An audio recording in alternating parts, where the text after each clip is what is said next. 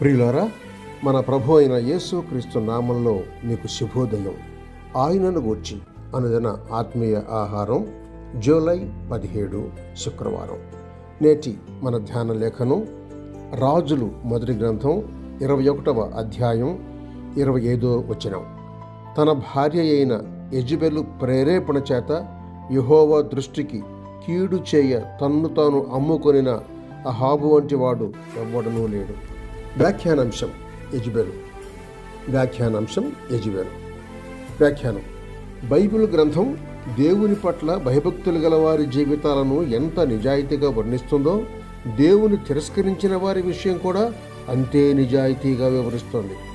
వైఫల్యం చెంది దేవుని తట్టు తిరిగితే దేవుడు తమ వైఫల్యాలను ఏం చేయగలడో కొందరు తెలుసుకున్నారు. అయితే అత్యధికులు మాత్రం తమ వైఫల్యాలను ఒప్పుకోలేదు, దేవుని తట్టు తిరగనూ లేదు. బైబిల్లోని దుర్మార్గమైన స్త్రీల్లో యెజెబెలు అగ్రభాగాన ఉంటుంది.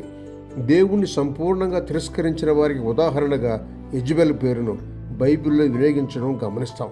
ప్రకటన గ్రంథం 2వ అధ్యాయం 20-21 వచనాలు చూడండి. అన్య స్త్రీలు అనేకులు ఇశ్రాయేలీయులను వివాహమాడారు, కానీ తమ భర్తలు పూజించే దేవుణ్ణి మాత్రం ఎరగలేదు. తమతో పాటు తమ మతాన్ని కూడా వెంటబెట్టుకొని వచ్చారు.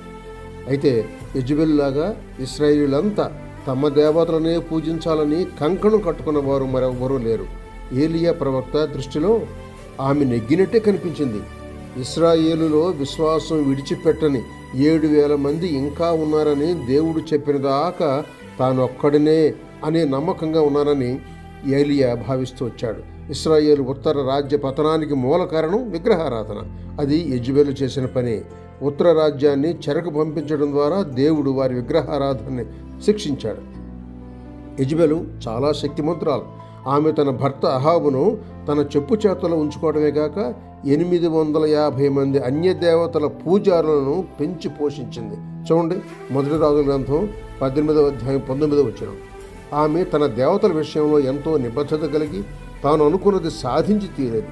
ఏం కావాలంటే దాన్ని తీసుకునే అధికారం ఉన్నవాడు రాజు అని ఆమె నమ్మింది. నాబోతు తన ద్రాక్ష తోటను అహాబుకు అమ్మటానికి తిరస్కరిస్తే నాబోతును నిర్దాక్షిణ్యంగా చంపించి ద్రాక్ష తోటను స్వాధీనపరుచుకునేలా చేసింది.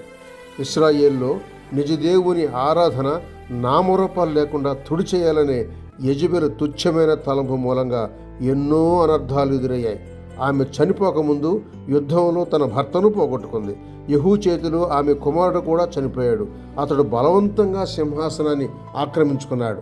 ఆమె ఎంత క్రూరంగా నీచంగా జీవించిందో అంతే నీచంగా మరణించింది. 2వ రాజుల గ్రంథం 9వ అధ్యాయం 30-37 వచనాలు చూడండి. ఏలియా యెజెబెలుల జీవితాలను పోల్చినప్పుడు ఒక్కొక్కరి బలాన్ని మనం అభినందించాలి. అయితే తేడా అంతా వారు ఎవరికి నిబద్ధులై ఉన్నారనేదే. యెజెబెలు తన దేవతలకు కట్టుబడి ఉంది, ఏలియా నిజదేవునికి కట్టుబడి ఉన్నాడు. చిట్ట చివరకు ఏలియాయే సరైన వ్యక్తి అని దేవుడు రుజువు చేశాడు. ప్రియ సహోదర సహోదరి, నీవు దేనికి లేక ఎవరికి నిబద్ధుడవై ఉన్నావు? నీ నిబద్ధతను దేవుడు ఏ విధంగా అంచనా వేస్తాడు? నీ కొరకు ప్రాణం పెట్టి తిరిగి లేచిన యేసయ్య ఈ ప్రశ్నను అడుగుతున్నాడు. శుభములతో వందనాలు.